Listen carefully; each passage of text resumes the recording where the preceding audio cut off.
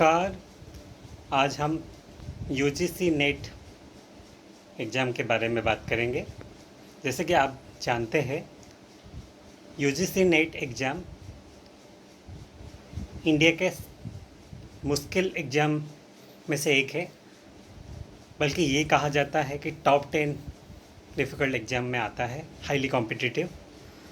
लगभग हर साल ये 10 लाख कैंडिडेट्स एग्ज़ाम देते हैं, जिनमें ओनली 6% क्वालिफाई करते हैं।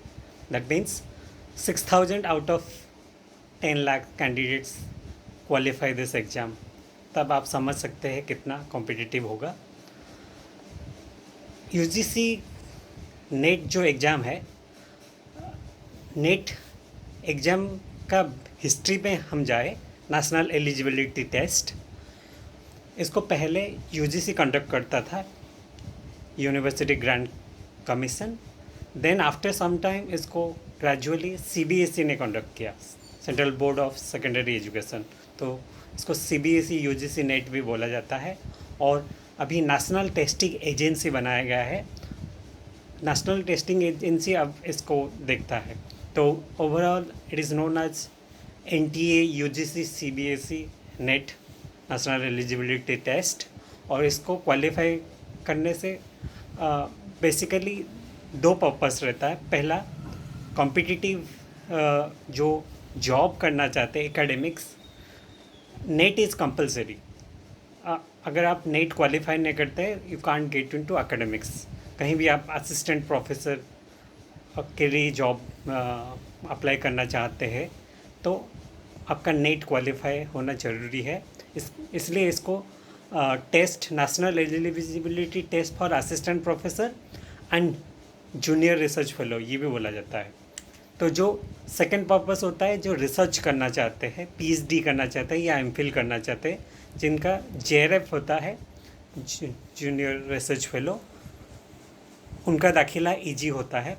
और बल्कि बहुत सारे आईआईटीज़ एनआईटीज़ में नेट कंपलसरी है पीएचडी करने के लिए। जॉब के लिए तो कंपलसरी है ही है, नेट के पीएचडी के लिए भी कंपलसरी है। अगर आपका नेट क्वालिफाई नहीं है तो इवन आप कहीं जगह एनआईटी आईआईटीज़ वगैरह में अप्लाई भी नहीं कर सकते हैं for PhD and later job. तो बहुत यूज़फुल एग्ज़ाम है। Those want to build the career in academics, जो एकेडमिक्स में अपना कैरियर बनाना चाहते हैं, आप नेट एग्ज़ाम आपको क्वालिफाई करना बहुत एसेंशियल है, कंपलसरी है। तो नेट के हम जैसे बात करें तो इसका पहले पैटर्न भी चेंज हुआ है। पैटर्न समझ लेते हैं।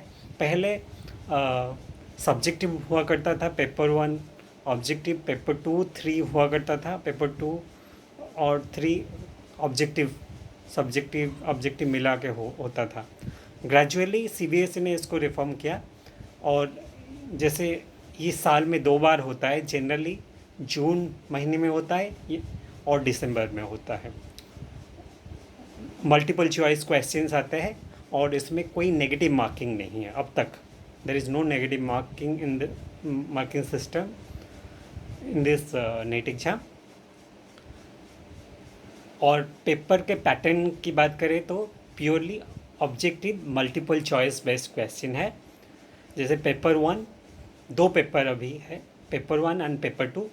पेपर 1 में generally teaching research ability test किया जाता है, जो 100 मार्क्स का होता है, 50 क्वेश्चंस होता है, ईच क्वेश्चन कैरीज 2 मार्क।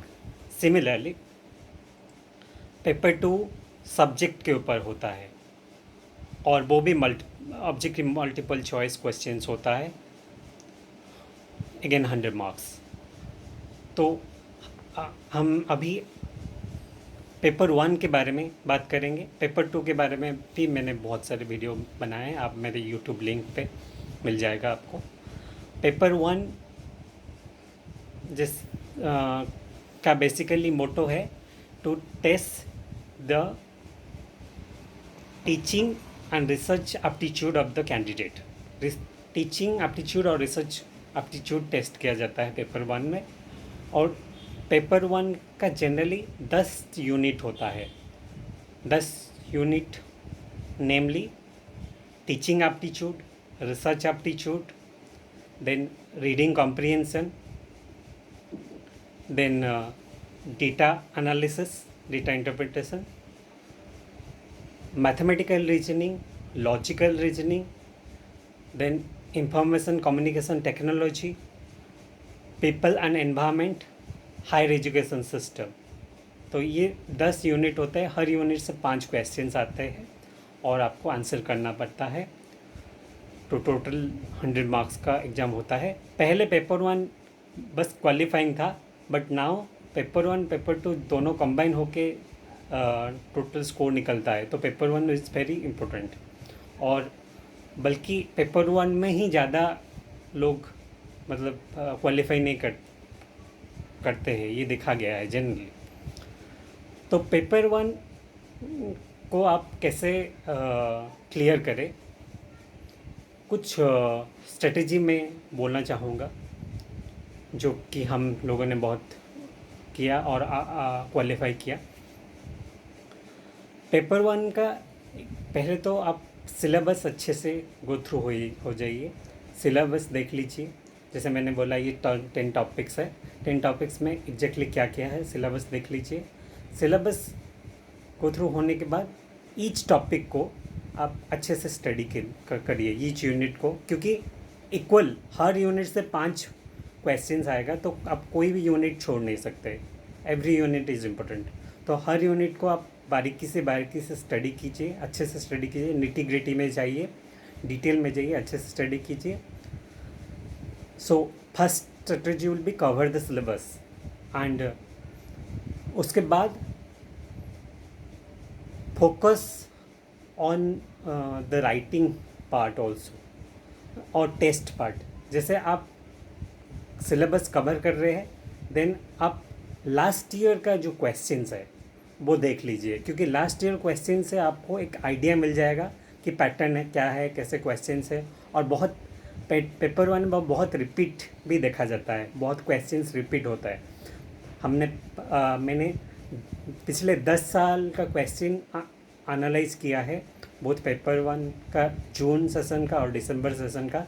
मेरे एक किताब है UGC नेट पेपर 1, मैं लिंक डिस्क्रिप्शन में दे दूंगा, वो आप देख सकते हैं, जिसमें मैंने पूरा लास्ट 10 ईयर्स का यूनिट वाइज मतलब पेपर 1 में भी हर यूनिट का जो क्वेश्चंस थे यूनिट वाइज मैंने सॉल्व किया है, और मॉडल क्वेश्चन बहुत सारे दिए हैं जिससे आपको बहुत हेल्प हो जाएगी।